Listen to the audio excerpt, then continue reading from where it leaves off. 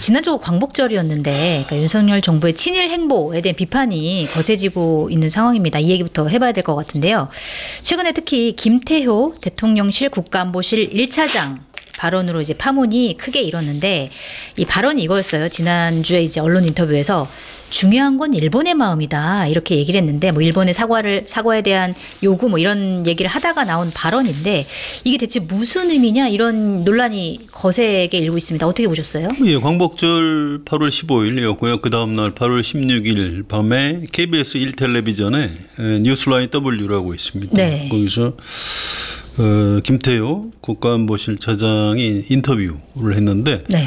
그거 이제 과거사 일본 과거사에 대한 뭐 질문을 했는데 저도 다시 찾아봤어요. 이게 도대체 뭐라고 했길래 네. 그랬는가 이렇게 봤더니 뭐 이제 과거사에 대해서 뭐 일본이 뭐 제대로 말 안 하면 우리가 엄중하게 따지고 뭐 이렇게 해야 되겠지만 하면서 중요한 건 일본의 마음이다. 네.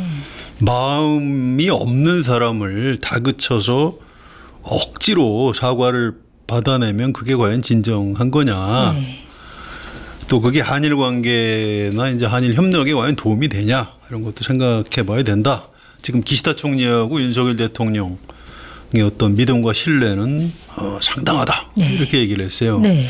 길죠. 근데 압축하면 뭐 마음에 없는 사과를 굳이 받아야 되냐? 뭐 이런 얘기입니다. 네. 그 일본의 마음이 없다는 건가요? 그럼 사과할 마음이. 참.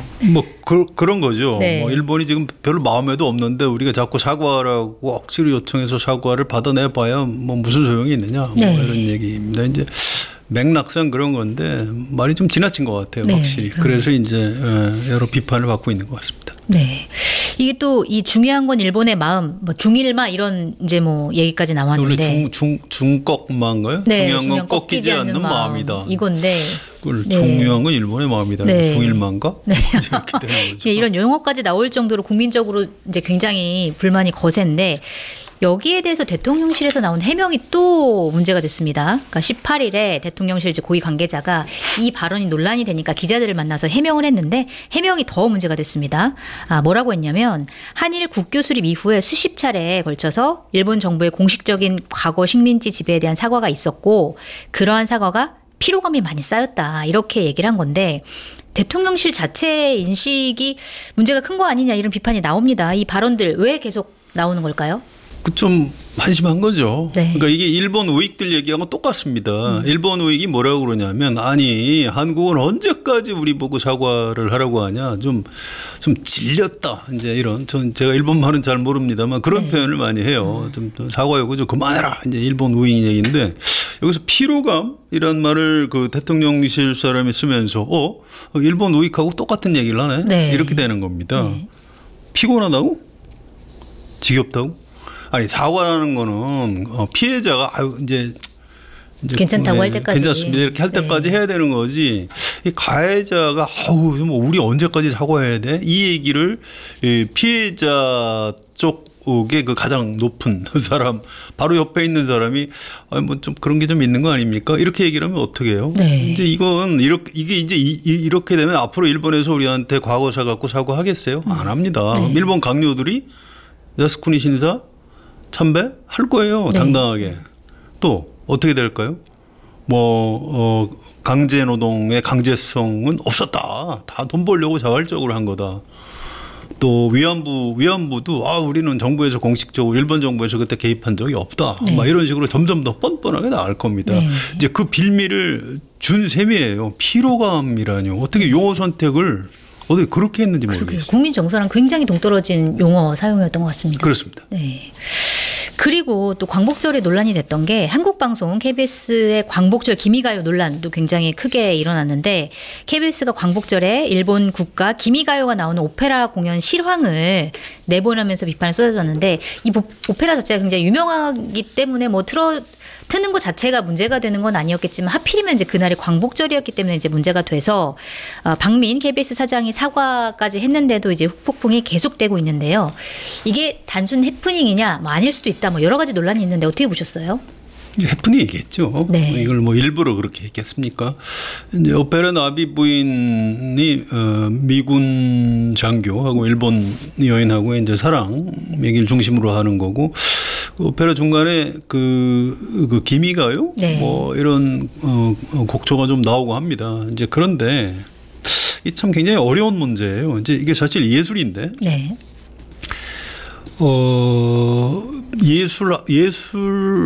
그럼 우리나라는 광복절에 나비 부인을 보면 안 되는 걸까요?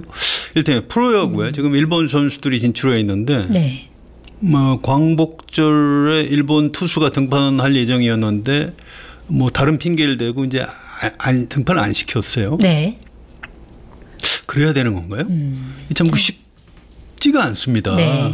이게 참 이제 정치나 예술, 정치하고 예술을 좀 분리해야 되고 또 스포츠도 좀 분리해야 되고 이런 측면이 있어요. 그런데 이게 문제는 어딨냐면 KBS가 네. 윤석열 정부의 어떤 그 박민 사장을 보내서 KBS를 이렇게 좀 정권 차원에서 장악하려고 하는 것 아니냐. 네. 이 논란 때문에 이제 더 오해를 받는 겁니다. 저는 이거 실무자의 실수라고 봐요. 네. 근데 어쨌든 뭐 잘못했다고 박민 사장이 사과했고 하니까 이런 건 좀 조심해야 되는 겁니다. 그런데 그 문제하고 별개로 우리가 이거 저 친일 정권이라 이런 KBS 사장한테 시켜서 이렇게 틀은 거 아니야? 이렇게까지 오해하는 거는 좀 지나친 것 같아요. 네. 그렇지는 않을 겁니다. 네. 예술은 예술 그대로 봐야 되는 게 맞지만 또 이제 앞뒤 맥락도 좀 살펴가면서 봐야 되는 측면이 좀 있는 것 같습니다. 자, 그리고 지난주 목요일이었죠. 지난 15일에 열린 광복절 기념식도 두쪽났다 이런 평가를 받고 있는데, 일단 윤석열 대통령과 여당 지도부는 정부 공식 행사였죠. 서울 세종문화회관에서 열린 정부 경축식에 참석을 했는데, 반면에 광복회 등등 포함한 다수의 독립운동 단체들 그리고 6개 야당 같은 경우에는 여기에 참석을 안 하고 대신 백범 김구 기념관에서 별도의 기념식을 열어서 행사를 치렀는데, 자, 둘로 쪼개진 기념식 처음 보는 장면 같은데 이거 어떻게 보셨어요? 네, 착잡하죠. 참 슬프더라고요. 네. 저도 뭐 기자 생활 꽤 오래 했지만 이런 거 처음 봅니다. 네. 우리 광복 직후에 좌우익이 행사를 좀 따로 한 적이 한 2번 있습니다. 네네. 그 이후에 처음이죠. 이 상황을 이렇게까지 만든 것에 대해서 윤석열 대통령이 책임져야 돼요. 이건 대통령한테 가장 큰 책임이 있는 겁니다. 네. 이걸 가지고 뭐 누가 잘했다 잘못했다 이렇게 따지는 게 좀 서글퍼요. 일본에 우리 김소연 기자가 쓴 기사가 있습니다. 네, 도쿄 특파원이죠, 한겨레요. 네. 예. 일본 극우가 우리나라 이 두쪽남 광복절을 지금 조롱을 하고 있다는 겁니다. 그렇군요. 우리 일본을 그렇게 저주하더니 당신들 쪼개져서 지금 대립하고 있네? 이런 식으로 놀리고 있는 거예요. 네. 그래서 뭐 광복회를 막 욕하고 생떼를 부리고 있다 그러고, 그리고 독립기념관 김영석, 네. 이 사람 말한 게 맞는 얘기인데 왜 그 사람을 매국노 취급하냐? 네. 김영석 관장을 감싸는 거예요. 의견을 내는군요. 아니 전 이걸 보고 막 약간 속된 표현으로 뚜껑이 열리더라고요. 네. 아니 세상에. 이게 우리 안에서 이렇게 그 생각이 달라서 행사를 따로 치르게 되면 일본에서 이게 어떻게 반응할 것인가 이게 굉장히 중요한 건데, 네. 윤석열 대통령도 이 기사를 좀 봤으면 좋겠어요. 네. 이게 국내에서 통합을 포기하고 이렇게 극우 내지 뉴라이트 노선으로 갈 경우에 이게 일본에서 우리나라를 어떻게 보는지 참 창피하고 참담하고 네. 굉장히 속상한 며칠을 좀 보냈습니다. 네, 알겠습니다. 자, 그리고 광복절 경축사, 대통령 경축사도 좀 논란이 되고 있습니다. 일단 그러니까 광복절이라는 의미가 일본으로부터 벗어났다라고 하는 의미가 있는 건데, 일본 과거사에 대한 언급이 전혀 없어서 이거에 대해 비판을 받고 있는데, 유승민 전 의원 같은 경우에는 이상하고 기괴한 일이다라는 평가를 내놨는데 왜 일본에 대한 얘기를 안 한 걸까요? 그러니까 뭐 일본하고 지금 사이 좋은데 과거사 자꾸 얘기해봐야 뭐 앞으로 미래 한일 관계에 도움이 안 되니까 안 했다 뭐 이런 얘기예요. 네. 간단한 겁니다. 근데 이걸 지금 그럼 앞으로 윤석열 대통령 일본의 과거사에 대해서 그럼 뭐 뭐 불문에 붙이겠다는 건가요? 도대체 우리 대통령한테 우리가 그럴 권리까지 다 위임을 한 건가요? 네. 좀 이해하기가 어려워요. 이건 유승민 전 의원 말이 맞습니다. 이건 좀 이상하고 기괴한 일이죠. 네. 자, 그리고 윤석열 대통령이 이제 광복절 경축사에서 발표한 8.15 통일 독트린에 대해서도 여러 가지 말이 나오고 있습니다. 과연 실현 가능하냐 뭐 이런 의문부터 나오고 있는데 일단 이렇게 얘기를 했습니다.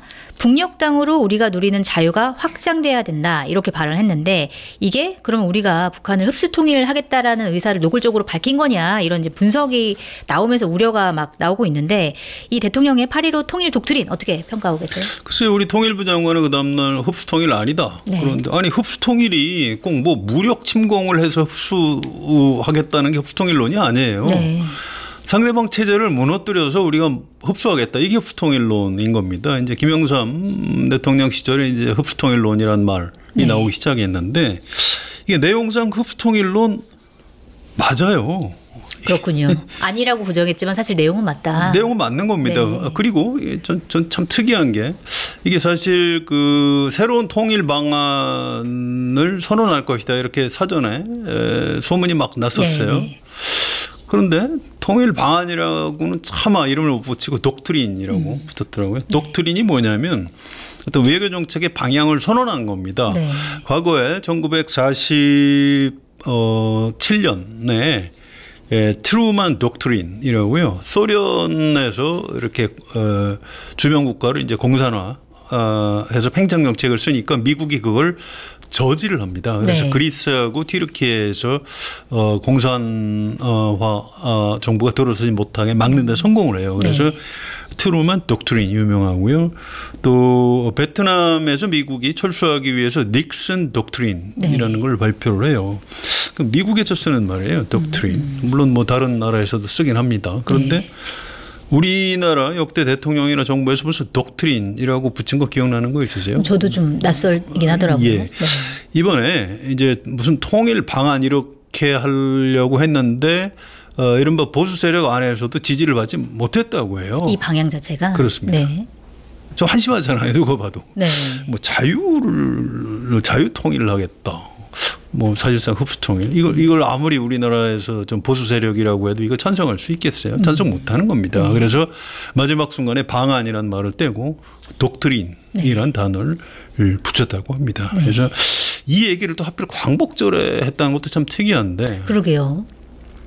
그러니까 우리가 광복절을 왜 기념하는 거죠? 우리가 일제강점, 일본 제국주의하고 싸워서 독립운동을 해서 광복을 쟁취했다. 그렇죠. 뭐 이걸 기념하기 위해서 광복절 행사를 하는 건데 윤석열 대통령은 우리가 독립운동을 한 것은 자유를 쟁취하기 위해서 한 거고 그때 우리를 억압했던 일본은 지금 우리하고 같이 자유를 위해서 싸우는 파트너다. 네. 뭐 사실상 뭐 동맹이나 다름없다. 네. 동맹이란 말은 차마 못 쓰지만 네. 지금 우리가 자유를 위해서 이른바 공산 전체주의 뭐 이런 세력하고 싸워야 되는 거다. 네. 그래서 이제 한반도 통일을 이루어야 되는 거다. 쉽게 얘기해서 북한을 다 무너뜨리고 우리가 통일을 해야 광복이 완성이 되는 거다. 아니 뭐 무슨 말을 그렇게 하는지 모르겠어요. 그럼 우리가 독립운동을 한 게 공산주의하고 싸우기 위해서 독립운동을 했나요? 그럼 논리가 그렇게 연결될 수 있겠네요. 지금 그런 주장을 하고 있는 겁니다. 네. 이건 아주 쉽게 얘기해서 궤변이에요. 네. 이거 왜 이렇게까지 막 얘기를 하는지. 그러니까 이제 북한에 대한 사실상 흡수통일론 주장을 광복절에 지금 하고 있는 이 상황 자체가 굉장히 좀 기괴한 거죠. 네. 알겠습니다. 그리고 사실 광복절이 두 쪽 난 가장 직접적인 계기를 한번 살펴볼 필요가 있을 것 같은데 방금도 이제 잠깐 언급이 됐듯이 그러니까 윤석열 대통령이 뉴라이트 인사로 평가받는 김형석 대한민국 역사와 미래 이사장을 독립기념관장에 임명한 것이 가장 큰 발단이 됐는데 자, 이분은 이제 스스로 나는 뉴라이트가 아니다 이렇게 주장을 하고 있습니다. 자, 어떤 인물인지 좀 궁금하고 왜 윤석열 대통령은 이렇게 좀 논란이 많은 사람을 독립기념관장에 임명했다고 보세요? 1955년생 진주 출생이시고요. 네. 역사학자입니다. 국내에서 쭉 학위를 받으셨고 네. 기독교 신자예요. 그러니까 총신대 역사교육학과 교수를 지냈고요. 대한민국 역사문화연구원장 이런 걸 지냈습니다. 근데 이제 이분은 평소에 역사학도로서 어떤 소신이 있냐면 너무 우리나라 역대 정부에서 이른바 진보 성향 정부에서 이 친일 머리를 너무 강하게 했다. 네. 그래서 이를테면 뭐 작곡가, 우리 애국가를 작곡한 안익태, 네. 뭐 이런 분들을 왜 친일이라고 하냐? 뭐 친일 아니다. 또 백선엽, 뭐 간도 특수혈대 이분도 그 친일 아니다. 뭐 이런 주장을 하는 겁니다. 네. 그래서 이 억울하게 친일로 몰리고 있는 사람들을 좀 재평가해야 한다. 이런 얘기를 했고요. 네. 이번에 그 관장 면접을 할 때 아마 질문 중에 그런 게 있었던 모양이에요. 일제강점기 우리 국민의 어떤 국적에 대해서 어떻게 생각하냐 했더니 아니 뭐 일본 국적 네, 그게 이제 그 논란이 됐죠, 그 발언이. 송기정 선수가 마라톤에서 우승했는데 일장기를 뭐 달고 있었다.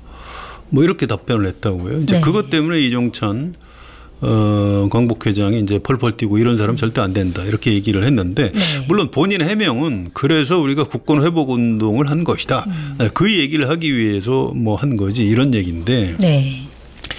이건 법률가들은 그렇게 얘기를 할 수는 있어요. 그 당시 실정법상 뭐 우리 그 국민이 일본 사람이었으니까 뭐 그랬다. 근데 지금 우리나라 헌법에 대한민국은 그 임시정부의 법통을 네.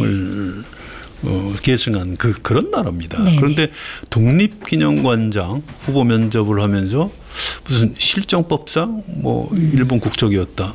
말을 그렇게 해야 되나요? 네. 지금 우리가 법률가를 뽑는 거예요? 네. 그게 아닌 겁니다. 이 사람의 어떤 역사의식 또 어떤 그 헌법에 대한 어떤 가치관이라고 할까 이런 부분에서 이제 실격 요소가 많은 거죠. 근데 윤석열 대통령도 이번을 개인적으로는 모른다고 해요. 그래요. 근데 왜 이런 현상이 벌어졌냐? 네. 이미 윤석열 정부 안에 여기저기 이른바 뉴라이트 성향 학자들이 역사학계, 각종 뭐 공기업체 네. 이런 쪽이 많이 들어가 있습니다. 이 사람들이 이른바 좀 그 진보 성향, 이제 그 사람들이 볼 때는 좌파 네. 내지 뭐 친북 성향인 사람들을 다 지금 밀어내고 뭐 이런 사람들을 지금 밀어놓고 있는 거죠. 근데 윤석열 대통령이 이 사람 하면 안 된다라고 네. 광복회에서 강하게 이의 제기를 했는데 뭐 그 대통령 인사권을 갖고 왜 그러냐 해서 그냥 끝까지 밀어붙인 겁니다. 네. 그래서 광복절 행사가 두 쪽이 난 거예요. 네. 이건 윤석열 대통령이 잘못한 겁니다. 친구 아버지예요. 네. 개인적으로 호칭이 언론에 지금 아버님이라고 쓰던데 네. 제가 이종찬 회장님한테 듣기로는 아버지라고 했대요. 네. 그건 아주 친한 친구의 아버님을 부를 때 그 아버지, 그러니까 친구 아버지니까 아버지라고 부르는 거거든요. 네. 그 정도로 가까웠던 사이예요. 이종찬 광복 회장이. 그렇습니다.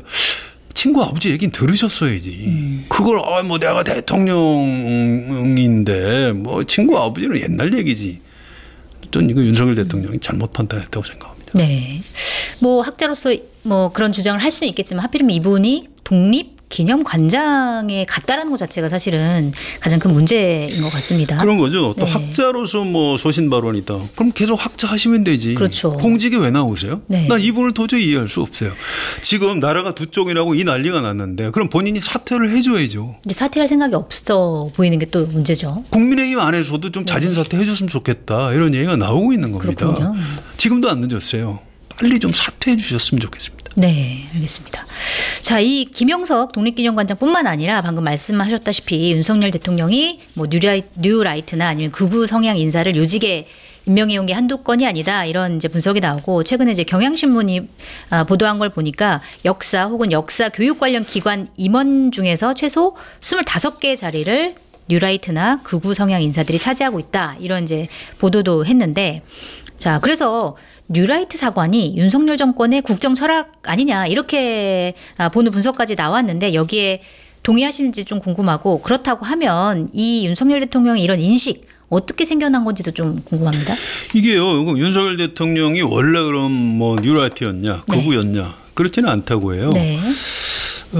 최근에 월요일자 동아일보에 이종참 광복회장의 아들, 그러니까 윤석열 대통령의 어릴 때 친구인 네.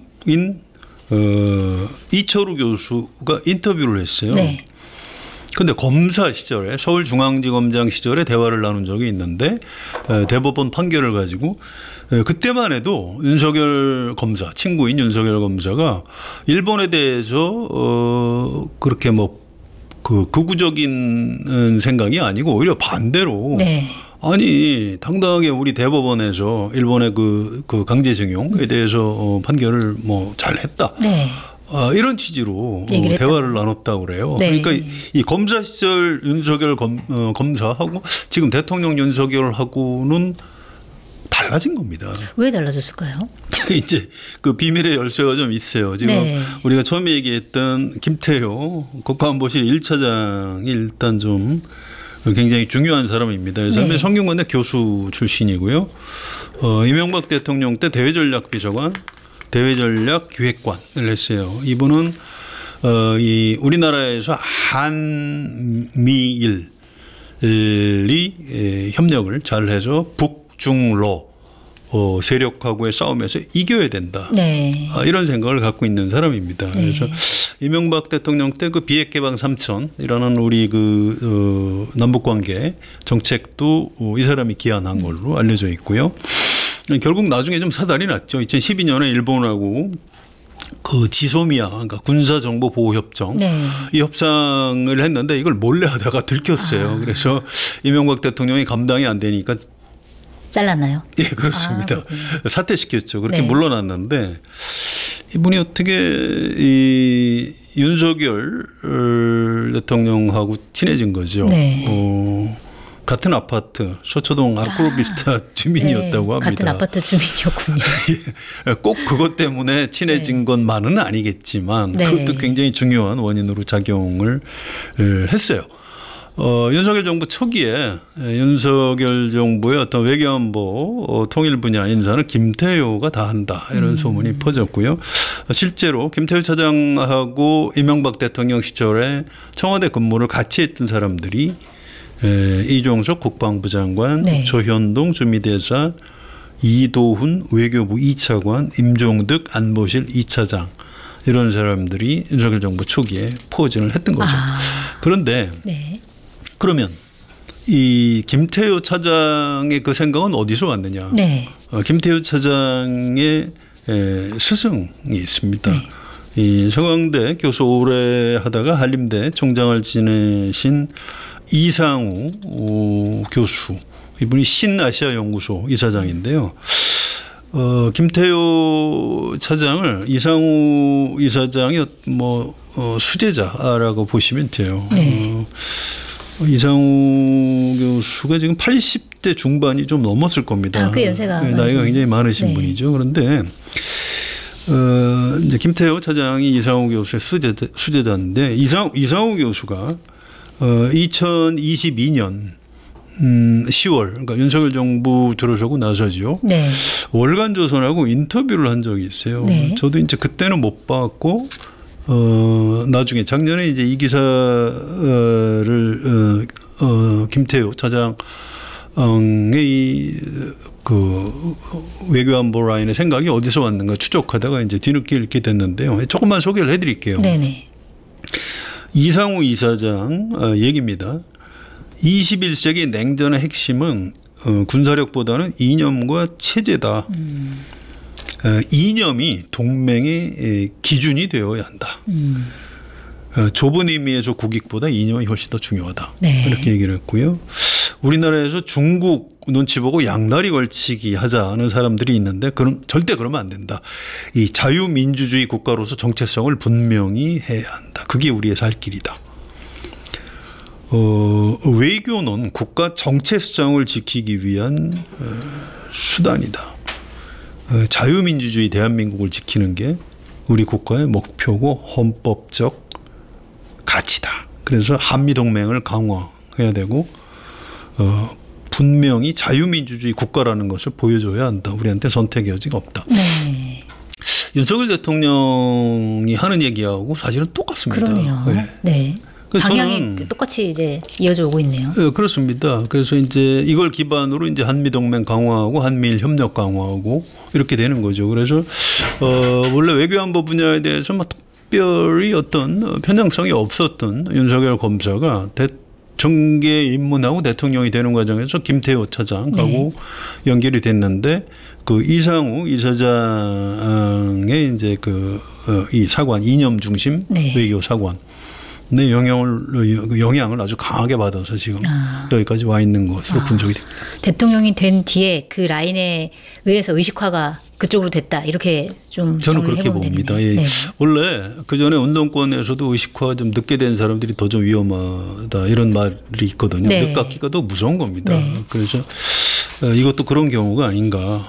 그래서 더 위험한 거죠. 차라리 어떤 검사 시절부터도 어떤 외교안보에 대한 고민과 식견과 이런 게 축적이 돼 있었던 사람이면 좀 덜 위험할 텐데 지금 그런 기초가 없이 어떤 외부에서 주입된 이념을 가지고 이제 극우 내지 뉴라이트 성향의 노선을 걷고 있는 굉장히 이제 위험한 장면을 우리가 지금 목격하고 있는 것 같습니다. 네, 사실 이런 위험한 그 생각 같은 경우에는 국민의힘에서도 참 이거 좀 우려스럽다 이런 의견이 나올 만큼 이제 문제시 되고 있는데 더 큰 문제는 윤석열 대통령이 그런 비판적인 의견에 대해서 전혀 받아들이고 있지 않다 이런 점이 더 문제일 것 같은데 특히 광복절 축사에서 이렇게 얘기를 했습니다. 윤석열 대통령이 사이비 지식인과 선동가들은 우리의 앞길을 가로막는 반자유 세력, 반통일 세력이다 이렇게 발언을 했고 어제였죠. 19일 국무회의에서는 우리 사회 내부에는 자유민주주의 체제를 위협하는 반국가 세력이 곳곳에서 암약하고 있다.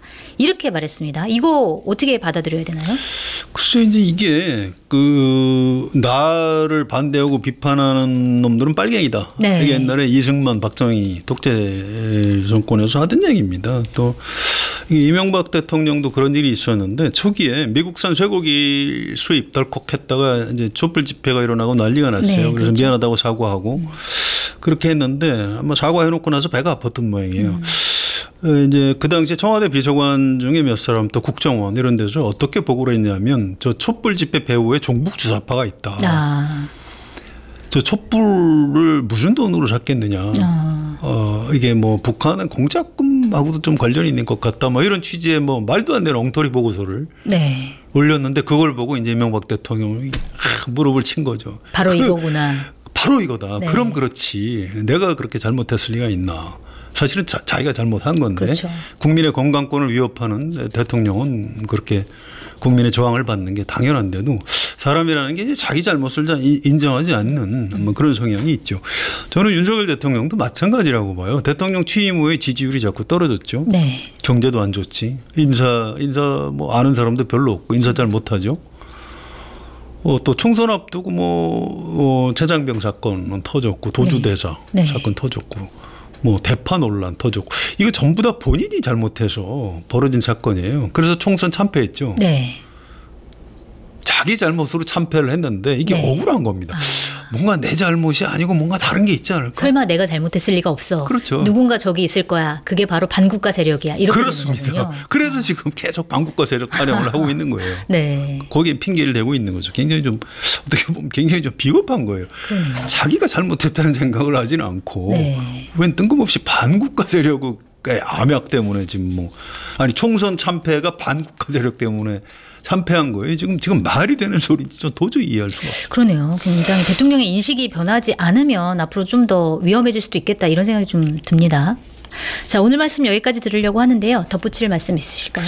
우리 아까 처음에 하던 얘기인데요. 네. 우리 그 남북 관계라는 게 1950년에 전쟁도 겪었고 이승만 대통령 때는 북진 통일 이렇게 했고요. 북쪽에서는 적화 통일 이렇게 맞서다가 박정희 대통령 때 1972년에 남북 공동성명을 네. 채택을 합니다. 그래서 남북 간에 이제 우리 전쟁하지 말고 대화해서 통일을 해보자 이렇게 의견을 모으기 시작했고요. 그리고 이제 노태우 정부 때 남북 기본 합의서라는 걸 만듭니다. 네. 그래서 우리가 상호 존중을 하자, 또 화해 협력하자, 평화 공존하자, 또 남북이 합의해서 통일하자까지도 남북이 합의를 했습니다. 네. 서명까지 했어요. 네. 그걸 기반으로 김영삼 정부 때 우리 대한민국 정부의 공식 통일 방안을 만들었어요. 그게 민족 공동체 통일 방안입니다. 네. 어쨌든 평화에 다 기반을 한 거네요. 그렇습니다. 네. 그래서 이제 그걸 토대로 해서 김대중 정부의 햇볕 정책이 나왔고요. 또 노무현 정부의 평화통일 정책이 나왔고, 그 기반 위에 뭐 이를테면 이명박 정부의 비핵 개방 3천, 박근혜 대통령이 내세웠던 한반도 신뢰 프로세스, 네. 이런 것들이 서 있는 겁니다. 사실은 우리 대한민국의 여야를 떠나서 유일한 통일 방안이 사실은 민족 공동체 통일 방안이에요.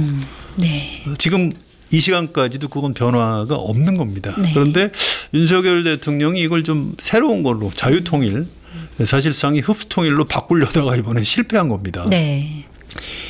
이 굉장히 위험한 거예요. 생각을 해보세요. 박정희, 노태우, 김영삼, 김대중, 그 이후에 여러 대통령들이 다 동의했던 통일 방안을 함부로 손대려고 했다가 일단 그만둔 건데, 네. 앞으로 절대로 여기에 손 안 댔으면 좋겠다. 이 당부의 말씀을 네. 드리는 걸로 오늘 마무리하겠습니다. 알겠습니다.